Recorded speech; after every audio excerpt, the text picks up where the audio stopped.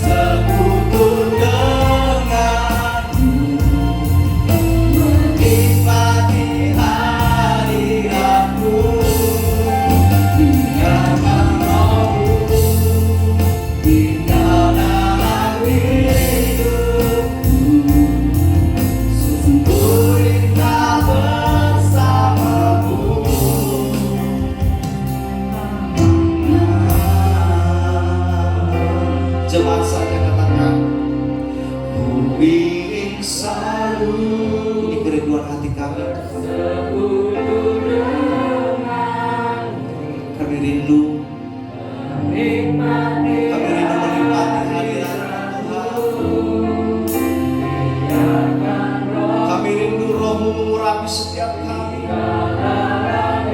memenuhi setiap kami, bahkan memenuhi setiap tempat dan ruangan ini Tuhan. Ingin selalu bersekutu denganmu, menikmati hadirat-Mu.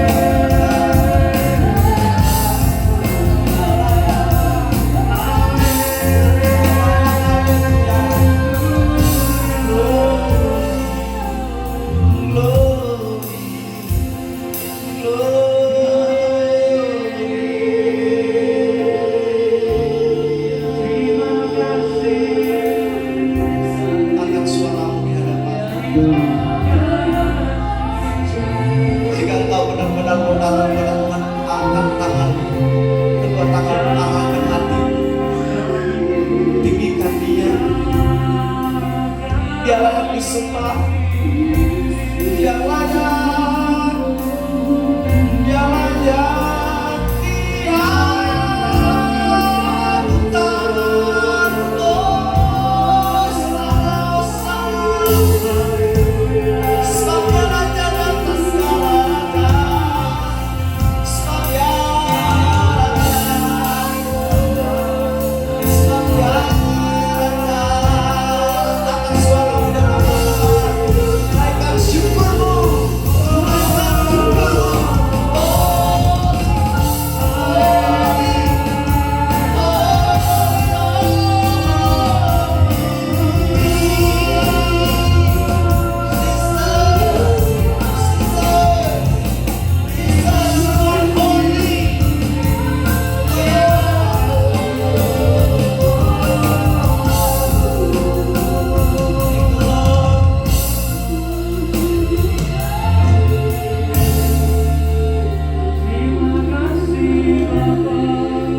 Percayalah saudara, saat ini Tuhan sedang bekerja.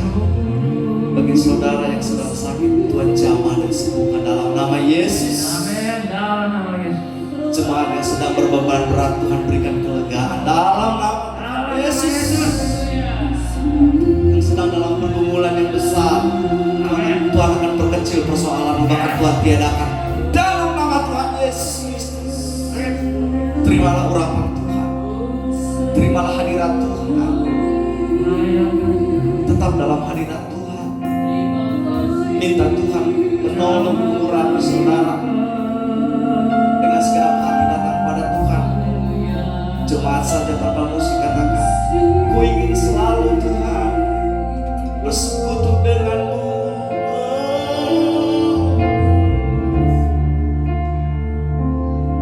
Jemaat saja katakan dengan segenap hati, ku ingin selalu. Inilah kerinduan hati jemaat Tuhan. Yes, dengan iman katakan, Menikmati hadiratmu, biarkan Rohmu tinggal dalam hidupku. Sungguh indah bersamamu. katakan ku ingin selalu. Ingin selalu bersekutu denganmu, menikmati hadiratmu, biarkan Rohmu tinggal dalam hidupku. Nikmati hadirat Tuhan. Yes. Nikmati hadirat Tuhan. Ku ingin selalu. Ingin selalu bersekutu denganmu, menikmati hadiratmu, biarkan aku tinggal dalam hidupku. Sungguh indah bersamamu, Sungguh indah bersama. sungguh indah bersamamu. Katakan dengan segenap hatimu, sungguh indah.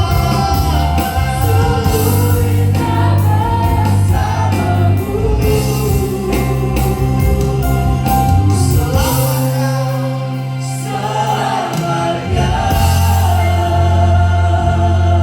Kita sorak-sorai puji Tuhan kita. Lebih dahsyat lagi. Kita sorak-sorai. Haleluya. Haleluya. Terima kasih Tuhan. Terima kasih. Kami punya Allah yang dahsyat.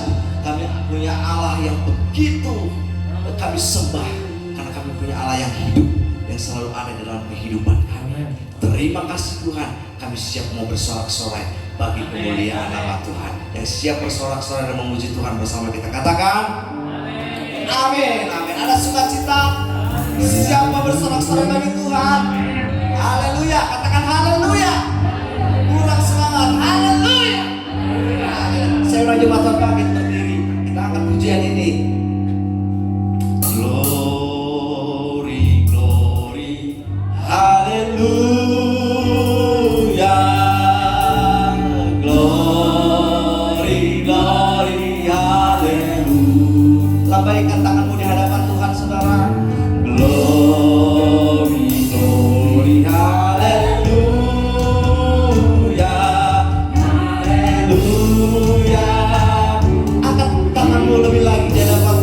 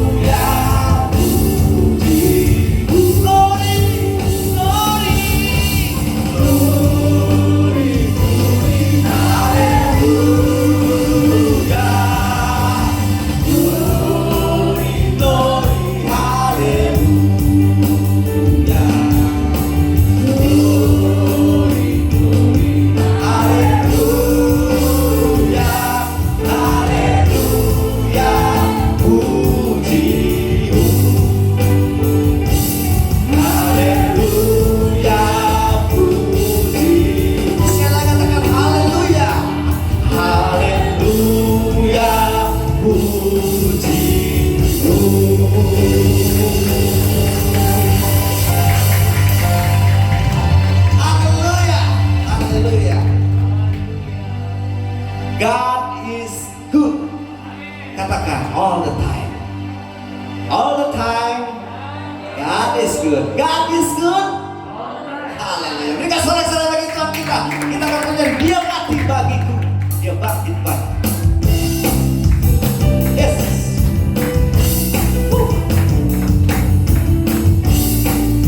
Bersama-sama kita akan punya ini dengan bersukacita.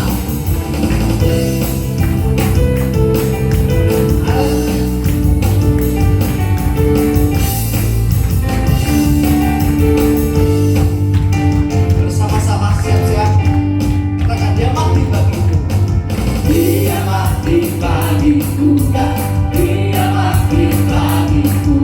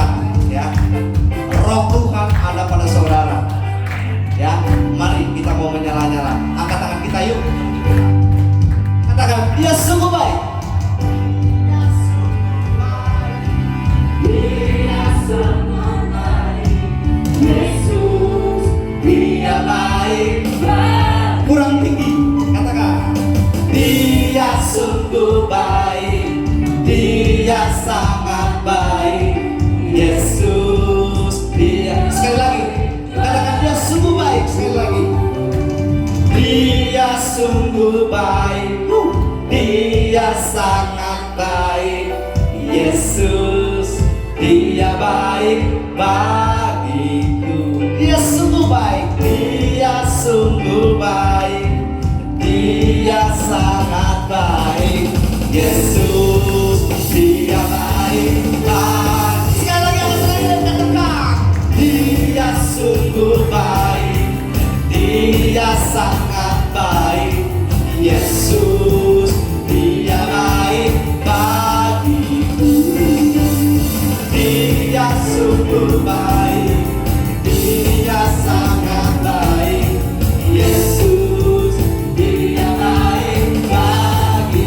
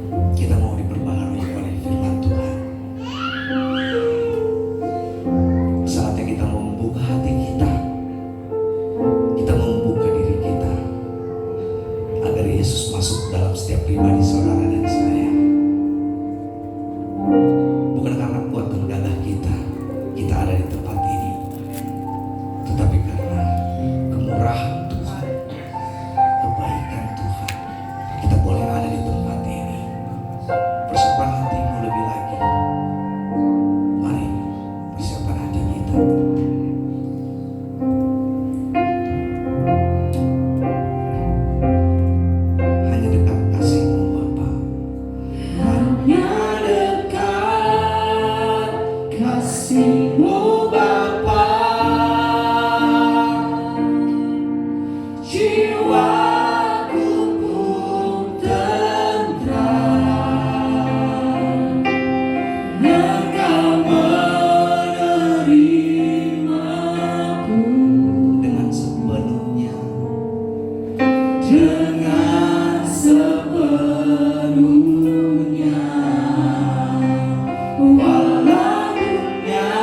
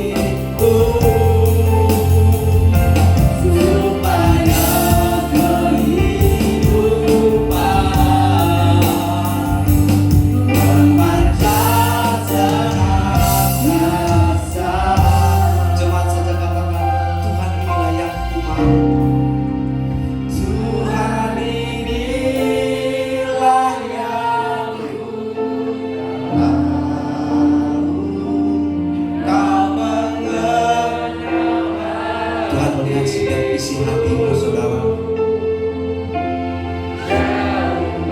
Jangan ragu-ragu datang pada Tuhan. Buka hatimu di hadapan Tuhan. Minta Tuhan mengurapi saudara, menolong saudara. Tuhan ini layak. Jangan karena terpaksa kita mengangkat pujian ini, tapi dengan menjaga hatiku.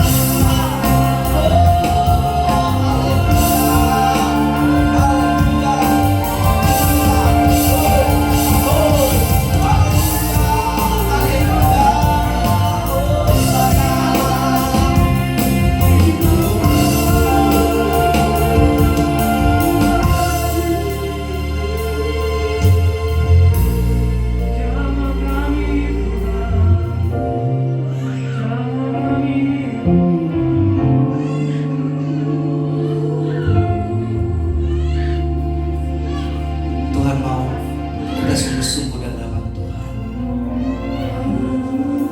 Ambil waktu sejenak sebelum kita masuk dalam kebenaran firman Tuhan.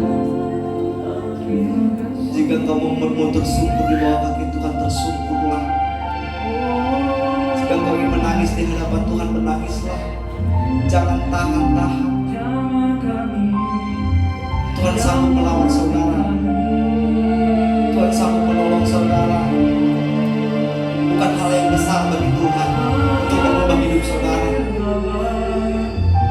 Ada satu, Tuhan mau kita berkenan di hadapan Tuhan.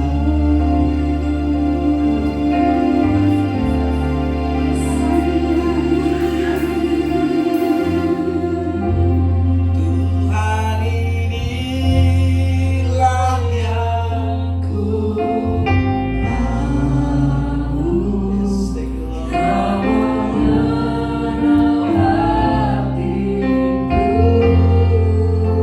Yes. Sekalipun Tuhan inilah yang ku mau.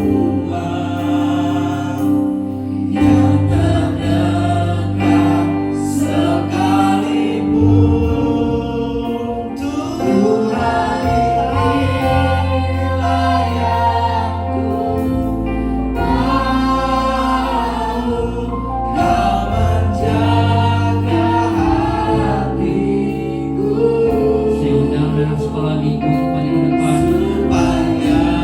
supaya kehidupan memanjang senantiasa, supaya kehidupan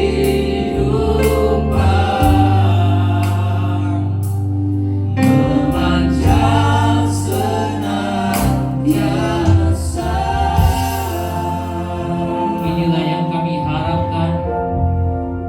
Kami ingin memancarkan kasih Kristus senantiasa. Aku berdoa buat anak-anak sekolah minggu dalam nama Tuhan Yesus. Dalam nama Tuhan Yesus. Di dalam nama Tuhan Yesus.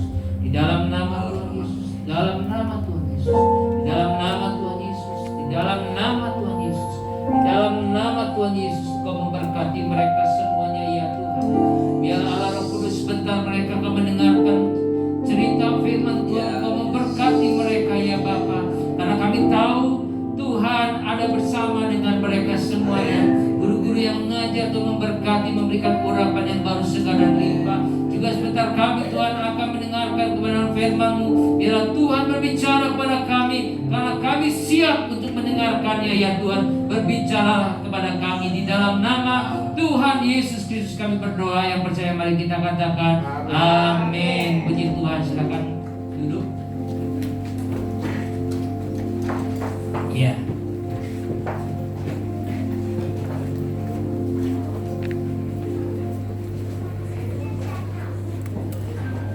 Saudara-saudara yang kekasih di dalam Tuhan, 3 hari lagi kita akan memperingati hari kemerdekaan Republik Indonesia. Bersyukur kita bisa memperingatinya, sebab ada orang yang tidak bisa memperingati karena dia tidak mempunyai keluarga negaraan. Ya, bagaimana dia bisa memperingati kalau keluarga negaraannya dia tidak punya? PBB, Perserikatan Bangsa-Bangsa mencatat ada kurang lebih 10 juta penduduk dunia yang stateless person, tidak mempunyai keluarga negaraan. Tetapi kita bersyukur sekasihan Tuhan, kita masih punya warga negara. Kita bisa bayangkan betapa sulitnya orang tidak punya keluarga negaraan. Tanda sebagai warga negara adalah kita punya KTP, punya akte lahir. Mau urus apa-apa perlu KTP. Bayangkan kalau kita ini tidak punya KTP, susahnya minta ampun. Mau beraktivitas apa, mau beli apa, melakukan apa, tidak bisa karena tidak punya KTP. Jangan takut, di sorga kita juga punya keluarga negaraan. Saat ini saudara dan saya punya warga negara, KTP saudara punya, tetapi di sorga itu punya tanda penduduk juga. Filipi 3 ayat yang ke-20 berbunyi demikian. Karena kewarganegaraan kita adalah di dalam surga. Dan dari situ juga kita menantikan Tuhan Yesus Kristus sebagai juru selamat. Nah, saudara kasih Tuhan, jadi setiap orang percaya yang percaya kepada Tuhan Yesus sebagai Tuhan dan juru selamatnya itu memiliki kewarganegaraan surga. Karena Kristus telah memerdekakan saudara dan saya. Cuma yang menjadi pertanyaannya adalah orang percaya seperti apa yang merdeka di dalam Kristus. Pertanyaannya seperti itu. Orang seperti apakah yang merdeka di dalam Yesus Kristus? Kita baca di dalam Yohanes 8 ayatnya yang ke-30 sampai ayatnya yang ke-32. Yohanes 8. Setelah Yesus mengatakan semuanya itu, banyak orang percaya kepadanya. 31. Maka katanya kepada orang-orang Yahudi yang percaya kepadanya, jikalau kamu tetap dalam firman-Ku, kamu benar-benar adalah murid-Ku, dan kamu akan mengetahui kebenaran, dan kebenaran itu akan memerdekakan kamu. Orang yang tetap di dalam firman Tuhan adalah yang menjadi murid Yesus yang sejati, yang sesungguh-sungguhnya asli, bukannya aspal, asli tapi palsu. Kalau kamu tidak di dalam firman Tuhan, jangan-jangan kamu bukan murid-Ku. Dengan kata lain, Tuhan Yesus begitu berkata. Nah, inilah yang menjadi masalahnya, saudaraku yang kasih dalam Tuhan. Tuhan Yesus berkata, jikalau kamu tetap, jikalau kamu tekun di dalam firman Tuhan, kamu baru murid-Ku. Kalau kamu nggak tetap, kalau kamu tidak tinggal di dalam Aku, kamu bukan murid-Ku. Meskipun kamu mengaku percaya dan mempunyai gejala tingkah lakunya sebagai orang Kristen sih, suka ke gereja, ikut pendalaman Alkitab, udah dibaptis, bahkan aktif di gereja. Yang tahu betul itu adalah Tuhan. Apakah memang betul kita ini adalah orang-orang yang mengenal Tuhan dan mengasihi Tuhan atau tidak? Makanya intinya adalah jikalau kamu tetap di dalam firman Tuhan, itu kamu betul-betul murid Tuhan. Jadi bukan sekedar kita percaya. Firman Tuhan berkata, jikalau kamu tetap di dalam firman-Ku, maka kamu adalah murid-murid-Ku. Kata tetap ditulis dalam bentuk past continuous tense. Artinya sudah dan akan dilakukan terus menerus. Tetap itu sudah dan akan dilakukan terus menerus. Sudah kenal Tuhan dan melakukan terus menerus dengan tekun di dalam firman-Nya. Jadi saudara-saudara kesatuan, bukan saudara sekedar saja dibaptis, bukan sekedar saudara berkata, oh saya percaya Tuhan Yesus, tetapi engkau tidak berkomitmen, engkau tidak tekun beribadah, datang kepada Tuhan di dalam firman Tuhan, engkau tidak pernah ada, maka engkau tidak bisa dikatakan sebagai murid Kristus. Orang yang tetap, orang yang tekun di dalam Tuhan secara terus menerus, itulah yang disebut murid Kristus. Dikatakan bahwa murid Kristus yang sejati itu akan menemukan kebenaran. Firman Tuhan berkata, jikalau kamu tetap di dalam Aku, kamu adalah murid-Ku, dan kamu akan menemukan kebenaran. Dan kebenaran itu dikatakan apa? Akan memerdekakan hidupmu. Merdeka dari apa? Kalau kebenaran ada di dalam hidup kita, kita ini akan merdeka. Merdeka dari apa? Alkitab berkata, merdeka dari dosa. Merdeka dari dosa. Alkitab mencatat mengenai dosa. Itu ada beberapa. Yang pertama yang dinamakan original sin, atau dosa asal, ya, dosa turunan. Dosa asal adalah dosa yang diwariskan oleh Adam. Saat Adam jatuh ke dalam dosa, disitulah semuanya telah berbuat dosa. Original sin. Saudara kasih Tuhan, kita baca di dalam Roma 5 ayatnya yang ke-15. Roma 5 ayat yang ke-15. Tetapi karunia Allah tidak sama dengan pelanggaran Adam. Sebab jika kita karena pelanggaran satu orang yaitu Adam, semua orang telah jatuh di dalam kuasa maut. Jauh lebih besar lagi kasih karunia Allah dan karunia-Nya yang dilimpahkannya atas semua orang karena satu orang, yaitu Yesus Kristus. Jadi saudara kesalahan Tuhan, karena satu orang Adam jatuh ke dalam dosa, maka semuanya itu akan jatuh di dalam dosa. Saat Adam jatuh di dalam dosa, contohnya penjelasannya begini. Kita punya blueprint, kita foto ya. Kalau blueprintnya cacat, kita foto sekali itu cacat hasilnya. Kita foto 10 kali, hasilnya juga sama cacat. Kita fotokopi 1 juta kali, sama hasilnya cacat. Karena apa? Blueprintnya itu sudah cacat. Adam yang berdosa, maka setiap orang yang dilahirkan dari Adam adalah orang berdosa. Oleh karena apa? Statusnya kita ini di hadapan Allah adalah orang yang berdosa. Turunan Adam dan Hawa, semua manusia itu telah berbuat dosa. Itu yang Alkitab katakan original sin. Dosa yang diwariskan, dosa yang diturunkan oleh Adam. Sehingga kita di dalam Roma 3 ayat yang ke-23 berkata demikian. Roma 3 ayat 23 berbunyi demikian, karena semua orang telah berbuat dosa dan telah kehilangan kemuliaan Allah, sehingga saudara-saudara kasih Tuhan, orang tanpa mengenal dan bertobat kepada Yesus Kristus, dia tetap orang berdosa. Bagi saudara dan saya yang tidak percaya dan tidak mengakui Yesus sebagai Tuhan dan Juru Selamat, maka ini kita masuk kategori orang yang berdosa. Dia tetap berdosa. Inilah konsep dasar dari dosa asal atau original sin.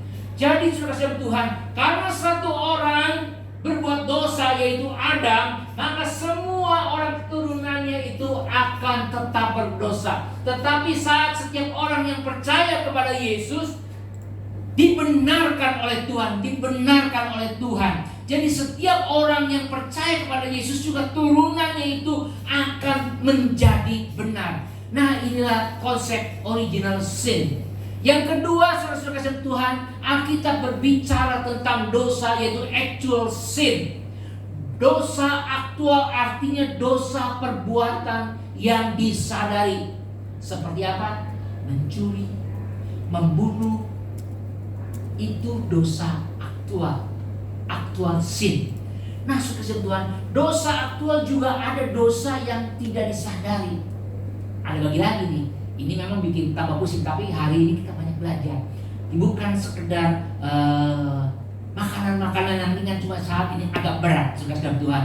Jadi dosa aktual, dosa perbuatan itu ada dua. Ada yang disadari, ada yang tidak disadari. Tambah pusing bukan? Nah, misalnya ngomong tanpa sadar menyinggung perasaan orang, bertingkah laku tanpa sadar melukai orang. Nah, dosa inilah yang kita harus minta ampun. Kadang-kadang dosa tanpa kita sadari. Sehingga setiap malam juga saya kalau berdoa, Tuhan ampuni kalau saya melakukan dosa yang tanpa saya sadari. Sehingga Daud juga berkata di dalam Mazmur 19 ayat yang ke-12b, Mazmur 19 ayat yang ke-12b, bebaskanlah aku dari apa yang tidak kusadari. Daud juga berkata, Tuhan bebaskan aku dari dosa yang tidak kusadari. Seringkali kita juga begitu, bukan? Ngobrol sama orang, kadang-kadang ngetuk tanpa sadari menyinggung perasaan orang.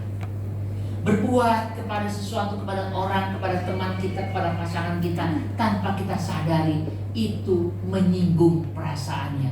Nah, saudara kesalahan Tuhan, jadi saudara kesalahan Tuhan, kita harus minta ampun kepada Tuhan. Seperti Daud, bebaskanlah aku dari apa yang tidak kusadari. Dalam dosa aktual juga ada dosa yang mendatangkan maut. Nah, bingung kan? Tadi dosa aktual itu dosa perbuatan. Dosa perbuatan itu ada yang dosa yang disadari, ada yang tidak. Nah sekarang dosa aktual itu ada dosa yang mendatangkan maut, ada dosa yang tidak mendatangkan maut. Tambah pusing kan? Tapi itulah firman Tuhan. Kita baca di dalam 1 Yohanes 5 ayatnya yang ke-16. 1 Yohanes 5 ayat yang ke-16. Kalau ada seorang yang melihat saudaranya berbuat dosa, yaitu dosa apa? Dosa yang tidak mendatangkan maut. Ini Alkitab ada mencatat. Hendaklah ia berdoa kepada Allah, dan Dia, Tuhan, akan memberikan hidup kepadanya, yaitu mereka yang apa? Yaitu mereka yang berbuat dosa yang tidak mendatangkan maut. Ada dosa yang mendatangkan maut. Tentang itu tidak kukatakan bahwa ia harus berdoa. Jadi ada dua dosa. Ada dua dosa yang mendatangkan maut, ada dosa yang tidak mendatangkan maut. Dosa yang tidak mendatangkan maut,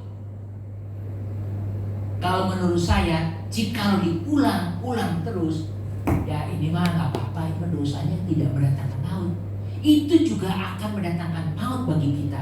Jika diulang-ulang, dosa yang tidak mendatangkan maut ini bisa menjadi dosa mendatangkan maut, menjadi dosa yang actual, dosa yang disadari. Dari dosa yang tidak mendatangkan maut diulang. Misalnya saudara Tuhan, kita melakukan sesuatu, ya misalnya saudara yang tidak mendatangkan maut apa? Kita lihat, wanita itu cantik ya. Sekali apa? Itu tidak mendatangkan maut. Tapi kalau diulang lagi, itu bisa menjadi selingkuh, menjadi pikirannya jorok. Itu bisa mendatangkan kematian bagi kita, bisa mendatangkan dosa. Nah, sekarang saudara kasih Tuhan, tapi saudara kasih Tuhan, pertanyaannya sekarang itu apa dosa yang mendatangkan maut? Tadi dosa yang tanpa disadari jika diulang-ulang akan menjadi dosa aktual, menjadi dosa perbuatan yang melawan Allah. Berikutnya apa itu dosa yang mendatangkan maut? Matius 12 ayat yang ke-31 dan 32. Matius 12, 31 dan 32. Sebab itu aku berkata kepadamu, Yesus ini berkata, segala dosa dan hujat manusia akan diampuni, tetapi hujat terhadap Roh Kudus tidak akan diampuni. Berikutnya, apabila seorang mengucapkan sesuatu menentang anak manusia, ia akan diampuni. Tetapi jika ia menentang Roh Kudus, ia tidak akan diampuni. Di dunia ini tidak, dan di dunia yang akan datang pun tidak. Ini adalah dosa yang mendatangkan maut, saudara-saudara Tuhan, yaitu dosa terhadap Roh Kudus. Dosa yang menolak kerja daripada Roh Kudus, menutup mata dan telinga rohani saudara. Memang ada orang yang secara sadar menolak Yesus sampai di penghujung hidupnya. Ada. Saya punya teman itu pokoknya neneknya, dia bilang sampai dia mau mati detik, gua tidak bakal percaya sama Yesus. Siapa tuh Yesus? Gua tidak percaya sama dia. Dia menolak hati nurani sampai di penghujung hidupnya, dan saya tidak akan percaya sama Yesus. Memang ada orang-orang seperti itu. Dan saudara Tuhan, inilah dosa yang mendatangkan maut. Saudara kekasih di dalam Tuhan, dosa aktual ini harus sering kita minta ampun. Dosa tindakan ini harus kita ampuni. Maksudnya harus minta ampun terus kepada Tuhan. Seperti yang saya tadi katakan, dosa aktual ada dosa yang tidak mendatangkan maut, tetapi jika ia diulang terus, itu bisa mendatangkan dosa bagi kehidupan kita. Memang kita ini masih hidup di dalam dunia. Memang kita ini tidak terlepas dari dosa. Tetapi ingat, kita selalu akan dibenarkan oleh firman Tuhan. Martin Luther, saudara-saudara Tuhan, Martin Luther itu berkata, ya, Martin Luther, semper iutus et peccator. Artinya apa? Jangan membuang sampah sembarangan. Artinya saudara-saudara Tuhan, kita adalah orang yang sudah dibenarkan, sekaligus kita ini orang pendosa. Artinya ini, kita adalah orang orang yang sudah dibenarkan sekaligus juga orang pendosa. Mempunyai makna apa? Mempunyai makna saudara dan saya sudah dibenarkan oleh Tuhan, tetapi kita ini juga masih bisa jatuh di dalam dosa. Maka dari itu, saudara kasih Tuhan, kita terus harus minta ampun kepada Tuhan. Seperti firman Tuhan yang lalu yang saya sampaikan, Daud berkata, maka perkataanmu telah kutaruh dalam hatiku, supaya aku jangan berdosa kepada Tuhan. Maka dari itu bagaimana kita terhindar dari dosa? Banyak-banyaklah kita membaca firman Tuhan, banyak-banyaklah mendekatkan diri kepada Tuhan, banyak-banyaklah berdoa kepada Tuhan, supaya kita ini terhindar daripada dosa aktual, dosa tindakan kita. Saudara kasih dalam Tuhan. Jadi saudara kasih dalam Tuhan, Martin Luther mengingatkan kepada saudara dan saya, ingat, saudara dan saya memang sudah dibenarkan di dalam Kristus. Saudara memang sudah menjadi anak Allah, tetapi kita ini juga orang pendosa. Sekaligus kita ini bisa juga berbuat dosa. Tidak ada yang kebal terhadap dosa. Paulus berkata, apa yang baik aku tidak lakukan, yang tidak baik aku lakukan. Nah, itulah memang pergumulan hidup manusia. Maka dari itu kita janganlah menjauhkan diri daripada Tuhan. Maka dari itu janganlah kita merasa kuat, kita merasa mampu menjalani hidup ini. Kita perlu Tuhan di dalam kehidupan kita. Kita perlu penolong, penuntun hidup kita, yaitu Yesus Kristus di dalam kehidupan kita, sehingga kita bisa terhindar dari dosa. Yang ketiga, saudara Tuhan, dosa yang dinyatakan di dalam Alkitab adalah inevitable sin. Artinya dosa manusia yang tidak bisa dihindari. Dosa manusia yang tidak bisa dihindari. Dosa memang sudah hadir dan manusia tidak bisa menghindarinya. Apa itu? Kita bayangkan kalau ada seorang anak dilahirkan dalam keluarga yang berantakan, penuh dengan kekerasan. Nah, anak yang kecil lahir dalam keluarga seperti ini sudah menyimpan luka hati. Papa mamanya seringkali berantem, kalau marah seringkali pukulin dia apa segala macam, menggunakan kata-kata kasar. Ini adalah dosa yang tidak bisa dihindari, sehingga anak ini tumbuh menjadi orang yang sulit percaya kepada orang lain, tumbuh menjadi anak yang sulit percaya kepada Tuhan, sulit sekali bisa bekerja sama dengan orang lain. Dia punya prasangka buruk, dia punya selalu tidak bisa mempercayai orang. Karena apa? Karena dia mengalami dosa yang dia tidak bisa hindari. Saudara kasih dalam Tuhan, dia sudah hadir sejak masih kecil di dalam kondisi seperti ini. Atau hubungan suami istri, ada pasangan yang suka menyakiti pasangannya satu dengan yang lain, saling menyakiti. Kalau suaminya menyakiti istrinya, istri berkata, emang lu aja yang bisa, gue juga bisa. Disakiti, saling menyakiti. Saudara Tuhan, hidup dengan pasangan yang selalu menyakiti ini bisa menjadi dosa yang tidak terhindar. Karena pasangannya suka menyakiti dan disakiti, maka pasangan itu akan memiliki kepahitan di dalam hidup. Banyak keluarga saat ini, banyak suami istri yang mengalami kepahitan satu dengan yang lain. Saudara kesal Tuhan, ini bisa hanya satu obatnya. Lepaskanlah pengampunan. Lepaskanlah pengampunan. Tanpa pengampunan kepada pasangan kita, kita tidak mungkin bisa terhindar dari ini. Sama dengan anak yang lahir dari lingkungan yang brengsek, dari keluarga yang brengsek. Mungkin orang tuanya suka mabuk-mabukan, orang tuanya suka berjudi, orang tuanya suka berantem dengan orang lain. Tidak bisa, tidak cara lain. Dia harus melepaskan pengampunan kepada papa mamanya. Dia harus memberikan pengampunan kepada orang tuanya yang membesarkannya dengan caranya yang salah. Sama juga dengan suami istri ini, dia harus saling melepaskan pengampunan kepada satu yang lain. Maka dia baru bisa terbebas. Tanpa Kristus kita tidak akan merdeka. Maka dari itu saudara Tuhan, orang yang tidak bisa terhindar dengan dosa ini, dia harus datang kepada Kristus. Dia harus menghampiri Kristus. Maka dari itu saudara kasih Tuhan, mari kita membuka hati kita. Izinkanlah Kristus masuk di dalam hatimu dan memerdekakan hidup saudara. Nah, Kristus datang untuk memerdekakan kita dari dosa. Tapi bagi barang siapa yang tetap tinggal di dalam Kristus saja, yang benar-benar akan mengalami kemerdekaan. Hanya orang yang benar-benar tinggal di dalam Kristus yang akan mengalami kemerdekaan.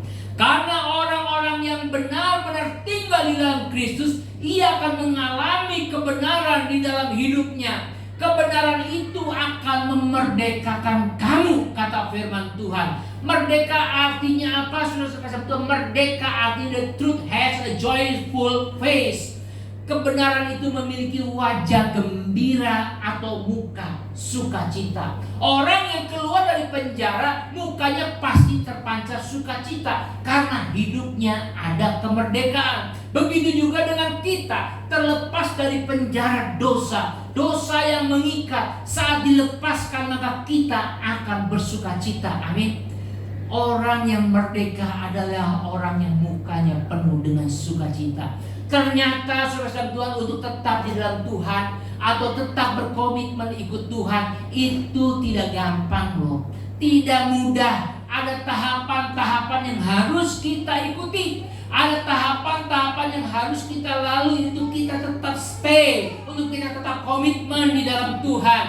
Alkitab menggambarkan seperti dalam pertumbuhan seorang bayi. Saudara dan saya, saat engkau percaya pada Yesus sebagai Tuhan dan Juru Selamat, engkau dan saya akan dikatakan seperti bayi yang baru lahir. Di dalam 1 Petrus 2 ayat yang kedua berbunyi demikian. Dan jadilah sama seperti bayi yang baru lahir, yang selalu ingin akan air susu yang murni dan yang rohani, supaya olehnya kamu bertumbuh dan beroleh keselamatan. Orang yang baru percaya seperti bayi rohani yang hanya menyukai susu, yang menyehatkan tubuhnya dan yang membantu perkembangan organ-organ tubuh si bayi. Tapi ini ada batas waktunya. Gak mungkin bayi itu minum susu terus. Ada waktunya dia harus berubah, bisa makan makanan keras. Nah, itulah tahapan-tahapan ke orang-orang di dalam Tuhan Yesus. Setelah dia percaya pada Tuhan Yesus, dia minum susu karena dia bayi yang baru lahir. Tetapi itu ada waktunya. Nah, mungkin dia makan minum susu terus menjadi bayi terus dengan Tuhan. 10 tahun dia ke gereja minum susu, terus 20 tahun dia ke gereja minum susu terus. Nggak mungkin. Kenyataannya memang banyak bayi-bayi rohani di dalam gereja yang hanya menyukai susu saja, yang menyukai yang enak-enak saja, tidak mau yang keras-keras. Kalau dikasih yang keras, ngambek, protes sama Tuhan. Tuhan, gue gak mau. Ini terlalu berat buat gue. Ini ujian terlalu berat. Protes. Banyak orang protes. Banyak menjadi bayi-bayi rohani. Tepat seperti yang dikatakan Paulus di dalam 1 Korintus 3 ayat 1 dan ayat yang kedua. 1 Korintus 3. Dan aku saudara-saudara pada waktu itu tidak dapat berbicara dengan kamu seperti dengan manusia rohani, tetapi hanya dengan manusia duniawi yang belum dewasa dalam Kristus. Ayat yang kedua berikutnya. Susu yang kuberikan kepadamu bukanlah makanan keras, sebab kamu belum dapat menerimanya, dan sekarang pun kamu belum dapat menerimanya. Belum dapat menerimanya. Inilah kenyataan di dalam gereja. Banyak bayi-bayi rohani maunya susu terus. Paulus berkata, kalau ditinjau dari umurmu, seharusnya lu udah gak minum susu. Lu harus makan minimal bubur. Setelah bubur mungkin nasi tim, setelah itu makan makanan yang keras. Ini kenyataan yang ada di dalam gereja. Dan ini dipertegas di dalam Ibrani 5 ayat yang ke-12. Dipertegas di dalam Ibrani 5 ayat yang ke-12 berbunyi demikian. Sebab sekalipun kamu ditinjau dari sudut waktu, sudah seharusnya menjadi pengajar. Kamu masih perlu lagi diajarkan asas-asas pokok dari penyataan Allah, dan kamu masih memerlukan susu, bukan makanan keras. Dipertegas oleh surat Ibrani, ditinjau dari umur, lu itu udah gak pantas minum susu. Lu tuh harus makan makanan yang keras. Tapi itulah kenyataan. Masih banyak orang Kristen yang masih memerlukan susu. Artinya hidup belum mengalami kemerdekaan sejati. Susu terus yang diminum, artinya dia belum mengalami kemerdekaan yang sejati. Kemerdekaan sejati artinya hidup yang mengalami kelepasan dosa. Tidak ada lagi dosa-dosa yang mengikatnya, karena kita sudah di dalam Kristus. Walaupun bisa saja kita jatuh ke dalam dosa, tetapi kita tidak hidup di dalam dosa. Bedakan. Hidup di dalam dosa sama jatuh di dalam dosa itu beda. Kepleset mah mungkin kita biasa, tetapi hidup di dalam dosa itu beda sekali. Nah, itulah yang digambarkan di dalam Alkitab. Setiap orang bisa mengalami lapar. Saudara dan saya saat ini bisa mengalami lapar. Memang jam-jam makan, ya. Jam 12 sebentar lagi jam makan. Setiap orang bisa mengalami lapar. Tetapi kalau orang itu setiap hari lapar, setiap minggu lapar, setiap bulan lapar, itu bukannya lapar, itu namanya kelaparan, betul? Kalau sekarang saudara belum makan lapar, wajar, cengli. Tapi kalau seminggu, 2 minggu, sebulan, 2 bulan, 3 bulan, seterusnya, itu bukannya lapar, saudara, namanya kelaparan. Kelaparan dengan lapar itu beda jauh. Kalau kita lapar itu manusiawi, tapi kalau kita kelaparan ada masalah di dalam kehidupan kita, ada yang tidak beres di dalam hidup kita. Jadi ingat perkataan Bill Gates. Bill Gates pernah ngomong begini, bukan salah seseorang jika ia terlahir miskin, tetapi itu adalah kesalahannya jika ia mati dalam kemiskinan. Gak ada masalah jika ia terlahir miskin, tapi kalau lu mati, saat lu mati dalam kemiskinan, itu adalah masalah. Orang lapar biasa, tapi hidup dalam kelaparan itu adalah masalah. Ikut Tuhan harus mengalami perubahan. Saudara dan saya ikut Tuhan itu harus mengalami perubahan, dimerdekakan. Kalau ikut Tuhan tidak ada perubahan dalam hidup ini, berarti ada masalah hidup saudara dengan Tuhan. Firman Tuhan berkata, kalau engkau ikut Tuhan, engkau harus berubah. Tetapi kalau engkau sudah ikut Tuhan, engkau tidak berubah-ubah, itu ada masalah dalam hidupmu.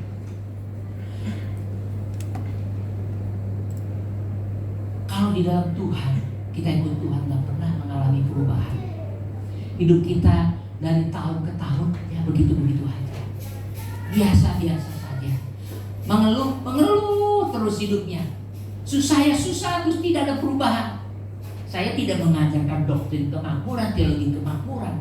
Ikut Tuhan disulap dalam satu hari bisa menjadi kaya, bukan. Tetapi ada prinsip rohani sebagai benang merah bahwa setiap orang yang ikut Tuhan itu akan dipelihara. Itu prinsip, tidak bisa ditawar-tawar. Setiap orang yang ikut Tuhan itu pasti dipelihara. Sehingga Daud berkata, dari dulu aku masih muda, sampai aku sudah tua, nggak pernah lihat orang benar itu hidupnya minta-minta. Daud bilang begitu. Itu prinsip.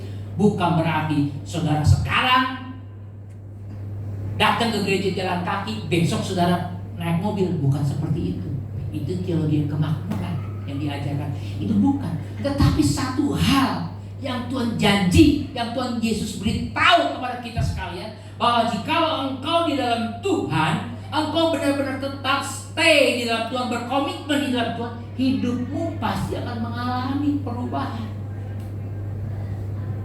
Itu sudah pasti. Soal saudara disulap menjadi konglomerat mendadak, itu mungkin saja. Tetapi itu yang tidak diajarkan juga di dalam Alkitab.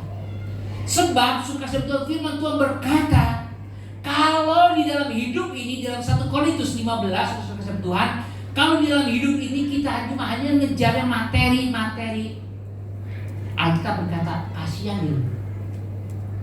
Alkitab tidak mengajarkan hidup tentang materi. Alkitab mengajarkan hidup tentang berkelimpahan di dalam Tuhan. Memang salah satunya materi, tetapi itu bukan prioritas atau poin pertama. Tetapi perubahan hidup di dalam hidup kita, itulah yang memerdekakan hidup saudara dan saya. Jika kita tetap stay, berkomitmen tetap dalam Tuhan, saya percaya, saya terlalu percaya. Karena apa? Saya menyaksikan banyak orang yang hidupnya benar di mata Tuhan itu berubah. Saya juga mengalami proses. Enak gak? Agak enak. Ngomong sih gampang, prakteknya susah. Tapi itu harus kita jalani. Itu kita harus jalani dalam Tuhan. Kita harus berproses di dalam Tuhan. Kita harus berproses. Kita yang namanya menyangkal diri, pikul salib itu harus. Sebab orang yang di dalam Tuhan itu akan benar-benar mengalami kemerdekaan. Itulah janji Tuhan. Seperti yang saya katakan, kita lapar biasa, itu sangat manusiawi. Tetapi kalau saudara kelaparan, every day, every time kamu kelaparan, itu ada yang sesuatu yang salah di dalam hidupmu. Ada yang tidak beres antara engkau dengan Tuhan. Engkau diizinkan oleh Tuhan hidup susah, oke, tidak masalah. Tetapi sepanjang hidupmu susah terus, itu ada sesuatu yang harus kita introspeksi diri. Mari kita mengintrospeksi diri kita. Apakah kita sudah mengalami perubahan atau belum? Apakah Kristus sudah memerdekakan kita atau belum? Kalau belum, mari kita datang kepada Dia. Buka hati kita kepada Dia. Saya percaya Tuhan ada di tengah-tengah kita saat ini. Dia sedang melihat saudara dan saya. Dan saya tahu Tuhan mau memerdekakan saudara dan saya dari dosa. Apa yang menjadi keterikatan di dalam hidupmu saat ini, saya nggak tahu. Hanya Tuhan dan saudara dan yang tahu. Ada satu lagi sih yang tahu. Tuhan, diri kita, sama satu lagi yang tahu siapa? Iblis yang tahu. Iblis tahu keberadaan kita. Diri kita tahu. Tuhan tahu. Jadi ada 3 oknum yang tahu. Tuhan, diri kita, dan iblis. Mari kita mengintrospeksi diri kita. Dan saya percaya Tuhan mau memerdekakan saudara dan saya dari keterpurukan hidup ini. Jika saudara ikut Tuhan sudah lama, tapi hidupmu tidak mengalami kemerdekaan, tidak mengalami perubahan hidup, mari kita datang kepada Dia dengan kerendahan hati yang sungguh kepada Tuhan. Saya nggak tahu perjalanan hidup saudara ikut Tuhan berapa lama. Tapi firman Tuhan pada hari ini mengingatkan, jika hidupmu belum merdeka, mari kita introspeksi diri kita. Apakah kita sudah stay? Apakah kita sudah berkomitmen kepada Tuhan atau belum? Izinkan Tuhan menjamah hidupmu pada hari ini. Saya undang pemain musik, singer untuk maju ke depan. Kita nyanyikan pujian Tuhan tahu. Perhatikan bunga bakung di ladang. Tuhan tidak hiasi. Dia tanpa bekerja, Tuhan hiasi. Apalagi kita orang yang percaya, Tuhan pasti akan pelihara saudara dan saya. Dia akan cukupkan saudara dan saya. Jika engkau sungguh-sungguh percaya kepada Tuhan, Dia pasti akan menolong saudara dan saya.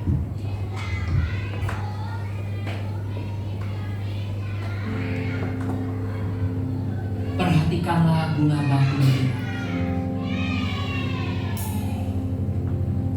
Perhatikanlah bunga bakung di ladang. Tuhan hiasi tanpa bekerja.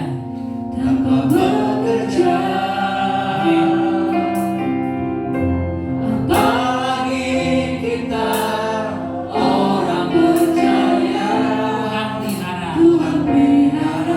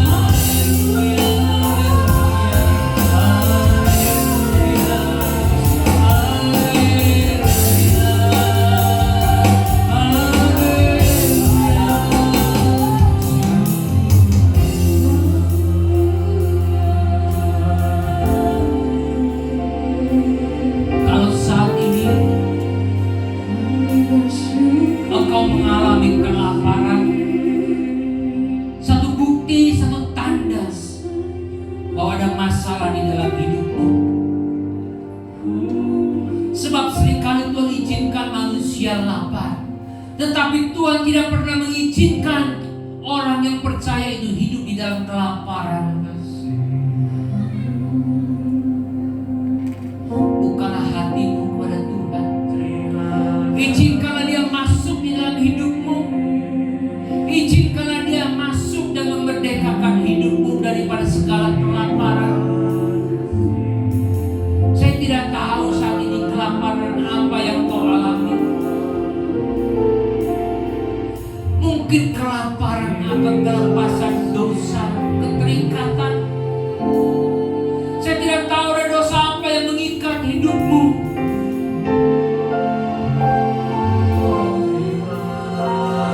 Mungkin kau saat ini sedang mengalami kelaparan.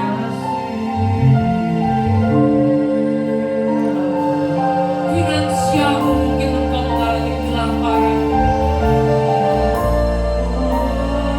Izinkanlah Tuhan masuk dalam hidupmu.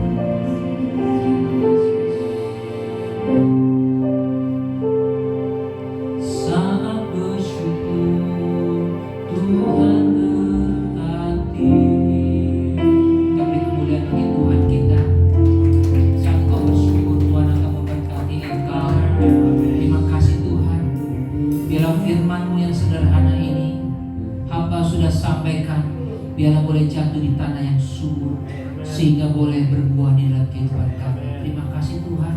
Di dalam nama Tuhan Yesus Kristus kami berdoa. Haleluya. Amin. Puji Tuhan. Tuhan memberkati.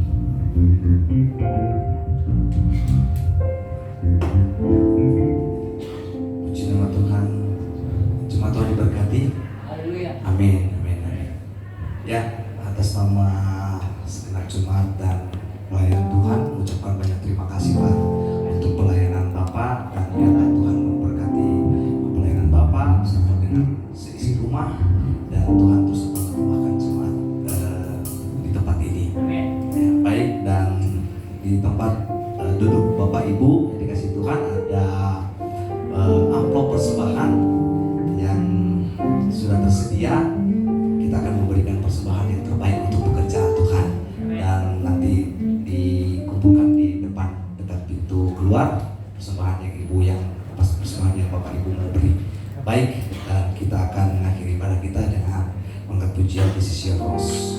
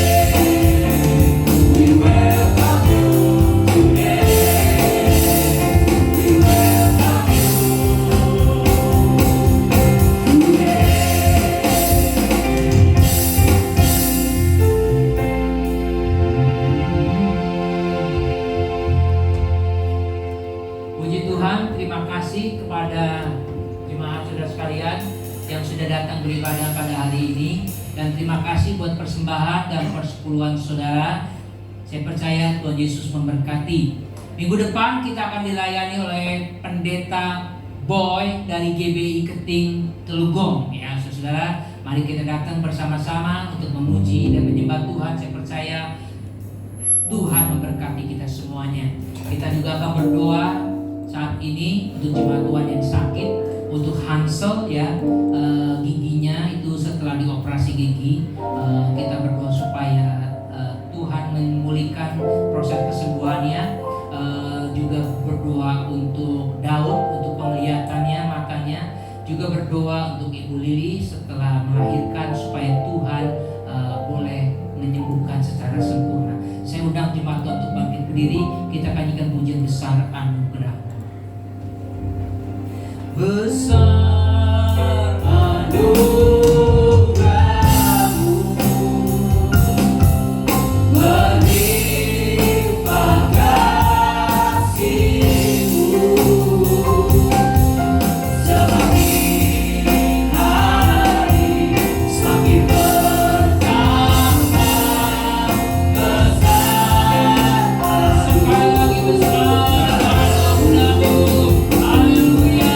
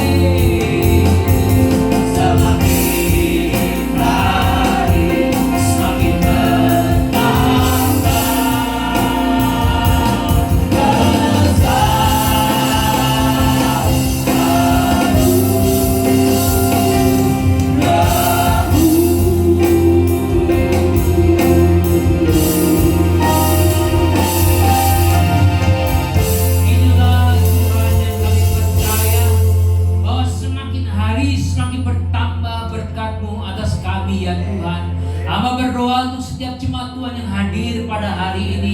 Kiranya Tuhan boleh memberkati. Bagi jemaat Tuhan yang tidak hadir karena berhalangan sakit, berdoa untuk Hansel Tuhan. Setelah operasi giginya Tuhan, mari Tuhan sembuhkan, Tuhan pulihkanlah ya Tuhan, supaya dia boleh mengalami pemulihan di dalam gusinya Tuhan, giginya setelah pasca operasi ini Tuhan. Hamba serahkan dalam tangan Tuhan Hansel Tuhan. Hamba juga berdoa untuk Daud Tuhan yang penglihatannya terganggu ya Tuhan, tetapi mulai saat ini berangsur pulih oleh melihat Tuhan, karena kami percaya tangan Tuhan ada menjamahnya dalam nama Tuhan Yesus. Berdoa juga untuk Ibu Lili Tuhan, setelah pasca melahirkan Tuhan, biar Tuhan pulihkan kondisi tubuhnya ya Bapa. Biarlah Allah Roh Kudus Tuhan boleh menjamahnya tubuhnya ya Tuhan, supaya boleh beribadah kembali kepada Tuhan, memuji dan memuliakan nama Tuhan. Terima kasih Tuhan. Dan juga kalau kami akan memberikan persembahan, biar Tuhan boleh memberkati persembahan kami Tuhan, baik itu persembahan reguler maupun persembahan bersepuluhan. Tuhan memberkati, karena kami tahu semua persembahan ini dipakai untuk pekerjaan Tuhan di tempat ini Tuhan, untuk biaya-biaya Tuhan. Engkau memberkati Tuhan, tangan-tangan yang memberi, sebab kami tahu Tuhan tidak pernah berhutang kepada siapapun juga. Tuhan memberkati berlipat kali ganda kepada tangan-tangan yang memberi ya Tuhan. Hamba serahkan ke dalam tangan Tuhan. Hamba juga berdoa untuk bangsa dan negara ini Tuhan, Engkau memberkati bangsa ini Tuhan. Kalau kami melihat situasi dunia Tuhan yang kurang baik Tuhan, tetapi Tuhan biarlah menjaga dan melindungi bangsa ini Tuhan daripada keterpurukan Tuhan, daripada setiap gangguan-gangguan yang ada ya Tuhan. Tuhan lindungi, Tuhan jaga. Saudara-saudara, mari kita mengangkat kedua tangan kita di hadapan Tuhan. Jikalau kau benar-benar memperhatikan firman Tuhan pada hari ini dan melakukan apa yang Tuhan perintahkan kepadamu, maka segala berkat Tuhan akan mengalir dalam kehidupanmu, baik itu di dalam usahamu, baik itu dalam pekerjaanmu, baik itu dalam studimu, baik itu saat kau masuk maupun saat kau keluar dari rumahmu. Saudara-saudara sekalian, Tuhan pulanglah dengan membawa berkat daripada Allah Bapa, kasih daripada Tuhan Yesus Kristus, dan persekutuan yang manis dengan Roh Kudus yang menyertai saudara mulai saat ini sampai Tuhan Yesus datang menjemput kita di awan-awan yang permai. Haleluya.